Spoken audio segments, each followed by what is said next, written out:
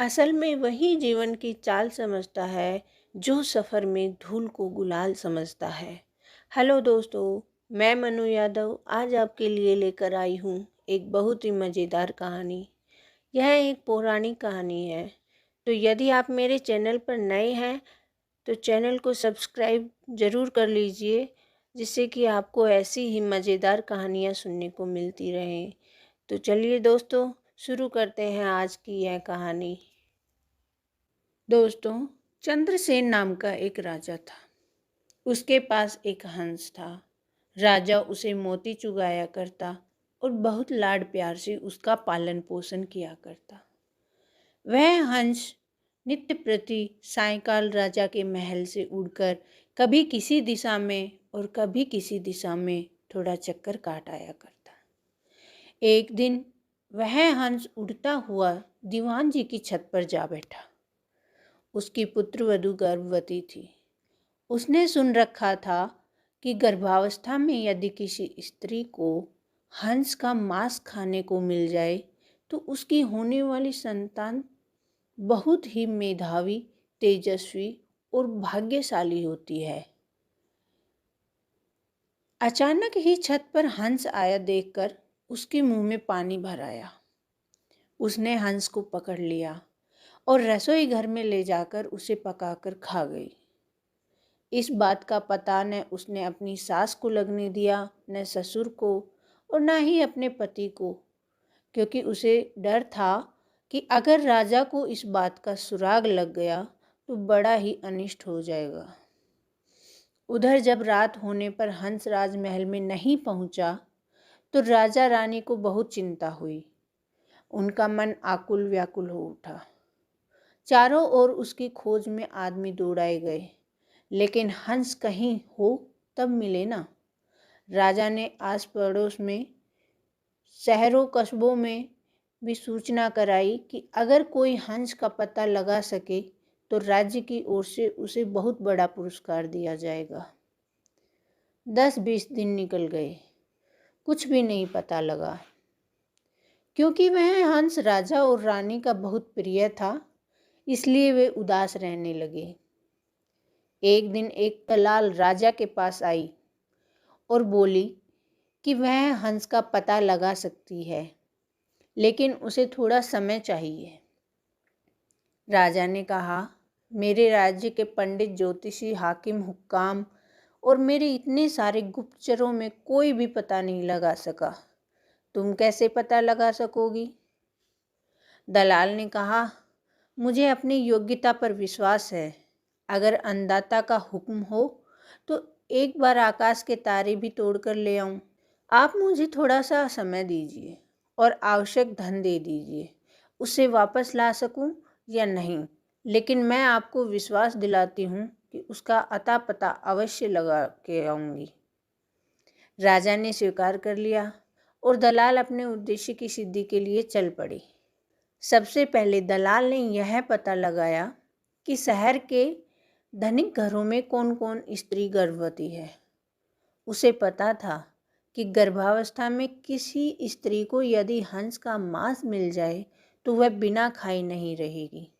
साथ ही यह भी जानती थी कि साधारण घर की कोई स्त्री राजा का हंस पकड़ने का साहस नहीं कर सकती। खोजते खोजते उसे पता लगा कि दीवान की पुत्रवधू गर्भवती है। अतः उसके मन में संदेह हो गया कि हो सकता है राजा का हंस उड़ते उड़ते किसी दिन इनके घर की छत पर आ गया हो और गर्भावस्था में होने के कारण लोभवश यह स्त्री उसे खा गई हो। दलाल ने सोचा, किसी भी स्त्री के साथ निकटस्थ मैत्री करने के लिए उसके पीहर के हालचाल जानना आवश्यक है। इसलिए दलाल उसके पीहर के गांव पहुंची। वहां जाकर उसने पीहर वाले सारे लोगों के नाम धाम तथा उनके घर में बीती हुई खास खास पुरानी घटनाओं की जानकारी ली। उसे पता लगा कि दीवान जी की पुत्रवधू की बुआ छोटी उम्र में ही किसी साधु के साथ चली गई थी और आज तक लौट कर नहीं आई है। उसने सोचा, अब दीवान जी के घर जाकर उनकी पुत्रवधू की बुआ बनकर भेद लेने का अच्छा अस्त्र अपने हाथ आ गया है। वह दीवान जी के घर गई। उनकी पुत्रवधू के साथ बहुत स्नेह ममत्व की बात करने लगी और बोली, बेटी मैं तेरी बुआ हूँ। हम दोनों आज पहली बार मिले हैं। तुम जानती हो कि मैं तो बहुत पहले घर छोड़कर एक साधु के साथ चली गई थी। हाल ही में घर लौटकर आई और भाई से मिली तो उसने बताया कि तुम यहाँ ब्याही गई हो और तुम्हारे ससुर राज्य के दीवान हैं। यह जानकर मन में तुमसे मिलने की बहुत इच्छा हुई तो यहाँ चली आई। तुम्हें देखकर मेरे मन में बहुत ही हर्ष हुआ। भगवान तुम्हें सुखी रखे और तुम्हारी कोख से एक कांतिवान तेजस्वी पुत्र पैदा हो। मैं परसों वापस जा रही हूँ और तुम्हारे लड़का होने के बाद भाई भाभी को साथ लेकर बच्चे को देखने और उसका लाड चाव करने यहाँ आऊँगी। दीवान की पुत्रवधू ने अपने भोलपन के कारण उसकी बातों का विश्वास कर लिया और बोली, बुआ जी आप आए हैं तो 10-20 दिन तो यहाँ रहिए, जाने की इतनी जल्दी भी क्या पड़ी है। बुआ बनी हुई दलाल को और क्या चाहिए था, उसने वहाँ रहना स्वीकार कर लिया। थोड़े ही दिनों में बुआ भतीजी खूब हिल मिल गई। एक दिन बातों ही बातों में बुआ जी ने कहा, बेटी गर्भावस्था में किसी स्त्री को अगर हंस का मांस खाने को मिल जाए तो बहुत अच्छा परिणाम निकलता है। उसके प्रभाव से होने वाली संतान बहुत ही तेजस्वी और कांतिवान होती है। किंतु हंस तो मानसरोवर छोड़कर और कहीं होते नहीं, इसलिए यह काम पार पड़े तो कैसे पड़े। यह सुनकर उसने अपने हंस खाने की बात बुआ जी को सहज भाव से बता दी। सुनकर बुआ ने कहा, बेटी यह अचरज की बात है कि तुम्हारे यहाँ राजा के पास हंस था। तुमने जो कुछ किया वह बहुत अच्छा किया, किंतु तुम्हें किसी के सामने इस घटना का जिक्र नहीं करना चाहिए। मेरे सामने भी नहीं करना था, लेकिन खैर मुझसे कही हुई बात तो कहीं जाने वाली है नहीं, इसलिए जिक्र कर दिया तो भी कोई बात नहीं है। कुछ दिन और बीत गए। तब दलाल ने कहा, बेटी अगर भगवान के सामने तुम हंस खाने की बात स्वीकार कर लो तो हंस की हत्या का पाप तो सिर से उतर ही जाएगा, सुपरिणाम भी द्विगुणित हो जाएगा। मंदिर के पुजारी से कहकर मैं ऐसी व्यवस्था कर दूंगी कि जिस वक्त वहाँ तुम सारी घटना बताकर अपराध स्वीकार करो उस वक्त पुजारी भी वहाँ नहीं रहे तथा और भी कोई न रहे, हम दो ही रहेंगे। उसने ऐसा करना स्वीकार कर लिया। दलाल लुक छिपकर राजा के पास पहुंची और बोली, आपसे वादा किया था उसके अनुसार हंस का अता पता लगा लाई हूँ। ऐसा कहकर उसने सारी घटना राजा को बताई। राजा ने कहा, इसका प्रमाण क्या है? वह बोली, फलां दिन आप मंदिर में आ जाएं और हंस खाने वाली स्त्री की स्वीकारोक्ति स्वयं अपने कानों से सुन ले।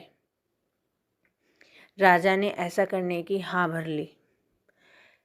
नियत दिन समय से कुछ पहले पूर्व योजना के अनुसार दलाल ने राजा को एक जरा ऊंचे स्थान पर रखे हुए एक बड़े से डोल में छिपा दिया और बुआ भतीजी मंदिर पहुंची। मंदिर का पट खुला था। पुजारी या और दूसरा कोई भी व्यक्ति वहां नहीं था। अब बुआ जी ने शुरू किया, हाँ तो बेटी क्या बात हुई थी उस दिन? दीवान की पुत्रवधू ने घटना आरंभ की। वह थोड़ी सी घटना ही कह पाई थी कि कुटनी ने सोचा, राजा ध्यानपूर्वक सुन तो रहा है न, इसलिए वह ढोल की तरफ इशारा करके बोली, ढोल रे ढोल सुन रे बहू का बोल। उसका इतना कहना था कि भतीजी का माथा ठनका। उसे वहम हो गया कि हो न हो दाल में कुछ काला है। मालूम होता है मैं तो ठगी गई हूँ। वह चुप हो गई। बुआ बोली, हाँ तो बेटी आगे क्या हुआ? इस पर भतीजी बोली, उसके बाद तो बुआ जी मेरी आँख खुल गई और सपना टूट गया। जो ही भतीजी की आँख खुली त्यों ही बुआ जी की आँखें भी खुली की खुली रह गई। उसके पाँव तो भतीजी से भी भारी हो गए और उसके लिए उठकर खड़े होना भी मुश्किल हो गया। तो दोस्तों, यह थी आज की मेरी कहानी। कैसी लगी कमेंट्स करके ज़रूर बताइए। यदि अच्छी लगी हो तो लाइक करें और चैनल को सब्सक्राइब ज़रूर करें। धन्यवाद दोस्तों।